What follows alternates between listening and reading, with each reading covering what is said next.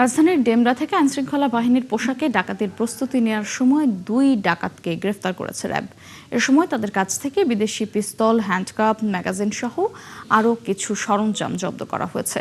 সকালে রাজধানীর কারওয়ান বাজারের র্যাব মিডিয়া সেন্টারে এক ব্রিফিংয়ে এসব কথা জানান wing commander MZM Intekhab Chowdhury.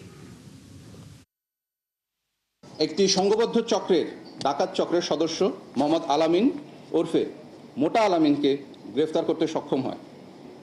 পরবর্তীতে তার দেওয়া তথ্য অনুযায়ী একই দিন সকাল 11টায় মেন্দিপুর বাজার হতে প্রায় 800 মিটার দূরবর্তী হাজি সিএনজি পাম্প এলাকা হতে তার সহযোগী চালক মোহাম্মদ রায়হানকে গ্রেফতার করতে সক্ষম হয়।